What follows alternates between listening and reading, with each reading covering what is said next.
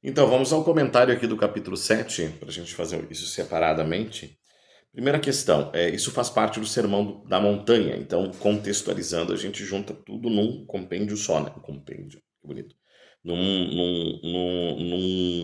Num texto apenas de leitura inteira.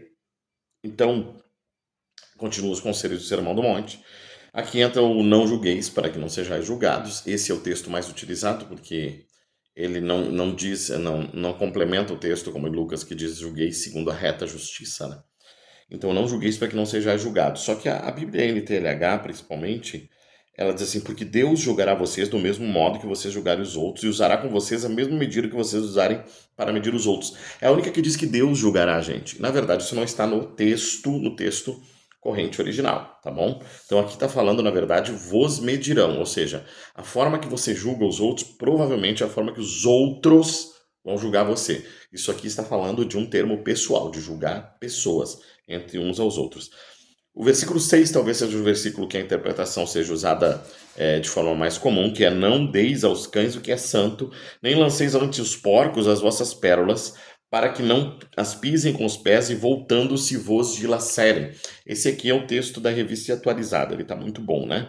A Nova Almeida atualizada diz assim, não deis aos cães o que é santo, nem joguem as suas pérolas diante dos porcos, para que estes não as pisem com os pés e aqueles, os porcos, né, voltando-se não estraçalhem vocês. Aqui não está falando de desperdiçar o evangelho com pessoas tolas. Aqui está falando de não entregar o irmão para os de fora, para os ímpios.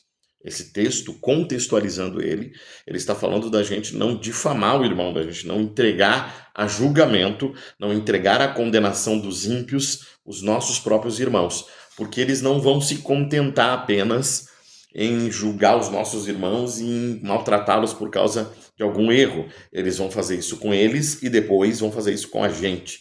Nós não podemos nos entregar, né? Nós temos que tratar. Isso é um contexto amplo de Cristo e das cartas, né, de Paulinas, que vai trazer o julgamento da igreja para dentro do contexto da igreja. Vai trazer as conversas sobre aquilo que acontece, sobre escândalo e sobre pecado para dentro da igreja. Outra questão. Aqui depois tem, né, peçam e vos será dado, que o que pede recebe, tá?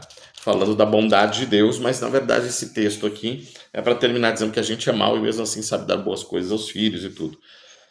Aqui tem uma questão, depois entra o entrar pela porta estreita. Esse entrar pela porta estreita dá sequência ali da questão dos julgamentos, da questão de quem nós devemos seguir. E aí tem um dos textos que diz: acautelai-vos, porém, dos falsos profetas. Aí ele dá sequência no versículo 15 ao versículo de número 14, certo? E aí, de toda forma, hoje é só água. De toda forma, aqui está falando: guardai-vos dos falsos profetas, pelos seus frutos os conhecereis. A partir daqui ele está falando dos pastores, tá bom? Isso não está, apesar da gente precisar fazer análise de todas as pessoas que andam no nosso caminho, esse texto, quando começa a falar dos frutos, está dizendo para julgar os frutos, para conhecer, para analisar o profeta pelos seus frutos, ou seja, os falsos profetas. Então aqui, acautelai-vos os falsos profetas, né? E julgueis os frutos deles. Aqui está dizendo para a gente analisar quem nos ensina, ok? Esse é o texto exegeticamente falando. Porque nós utilizamos esses textos às vezes. E aí no final, nem todo que diz Senhor, Senhor, ele está se referindo ao mestre aqui, aquele que clama na sinagoga, tá bom? E ele fala que alguns vão se apresentar, vão ter uma boa retórica, vão ter um bom discurso, mas eles não serão conhecidos pelo Senhor naquele dia. E, inclusive, eles vão profetizar, expulsar demônio e fazer milagres, fazer sinais. Aqui entra a questão: não julgue pelos sinais que eles fazem, mas pelos frutos. E aí o fruto, ele está descrito no texto. Ele está falando assim, tudo que vocês quiserem, né? Que os outros vos façam, façam vocês também. Isso cumpre a lei e os profetas, porque a lei, ela fala exatamente do comportamento em relação ao próximo. Então, aquele que cuida do próximo e não faz o que não gostaria que fizesse, assim ele acaba cumprindo a lei, por automático, né?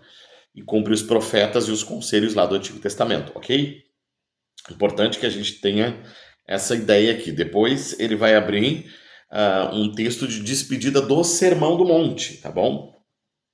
E que é a partir do versículo 24, tá? 23 encerra esse assunto e o 24 pega o contexto de todo o Sermão do Monte. Todo aquele que ouve as minhas palavras e as observa está falando do Sermão do Monte como um todo, né? Está falando bem-aventurados lá do capítulo 5. Então, o capítulo 5, 6 e o 7 encerram a partir do 24 do versículo 7. Tá bom? Isso é todo um discurso só, que é o Sermão da Montanha.